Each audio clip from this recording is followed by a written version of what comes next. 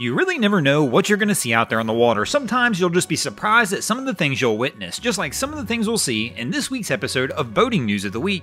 Our first story to make the boating news this week is going to take us up to the coast of Alaska, where this was actually the scene several months back, but the Coast Guard just released this footage of this dramatic rescue from back in December. Here we can see the 45-foot fishing vessel Privateer. This vessel has 3 people and a dog on board and has lost power and is being slammed into the rocks near Esther Island. The U.S. Coast Guard's Anchorage Command Center received the initial distress call over VHF Channel 16. The survivors claimed that the vessel had lost power, they were being slammed into the rocks, and they had donned their survival suits and were preparing to abandon ship. The Coast Guard quickly launched one of its Jayhawk helicopters to the scene. Upon arrival, they noticed that a towboat had also arrived, but after several attempts, it was deemed that the vessel was just too close to shore to get close enough to try and attach a line to tow the boat out in these conditions. So the Jayhawk helicopter jumped into action, pulling all 3 men and the dog safely from the disabled vessel just in the nick of time. As we'll see in the images that come up here, the vessel really winds up getting pushed into the rocks just after the rescue.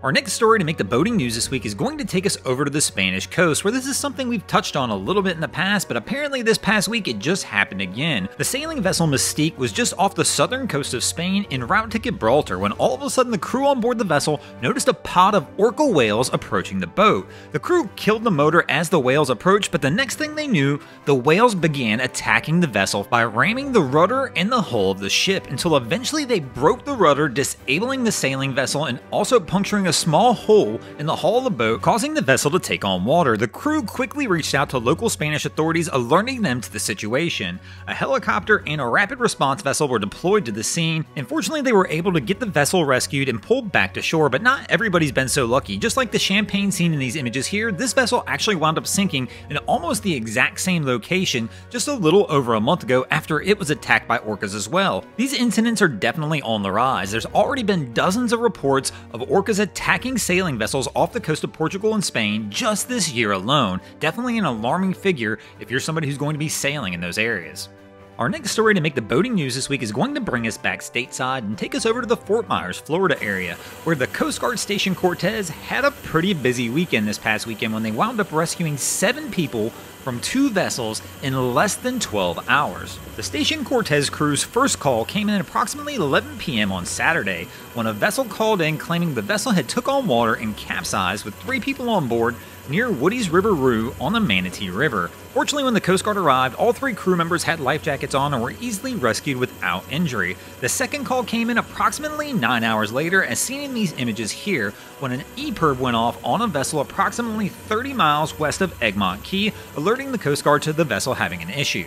The Coast Guard quickly launched a quick response vessel and an air crew to the scene. Upon arrival, this was what they saw: a vessel capsized with 4 crew members in the water. Again, fortunately, all 4 crew members had life jackets on. The Coast Guard commended both crews, claiming that the fact that both vessels had all the proper safety equipment on board assisted in saving all 7 people.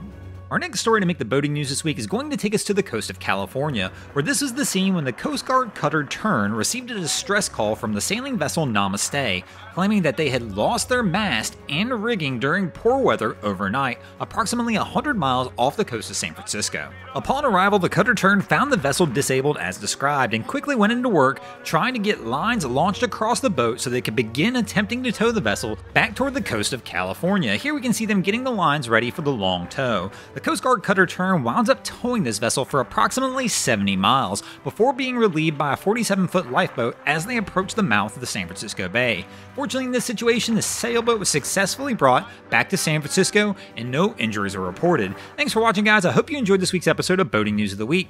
If you ever see anything crazy happening out on your waterways, be sure to hit us up on Facebook or Instagram and let us know, and you might see your stories over here. And if you guys haven't already, go ahead and drop an anchor on the subscribe button here.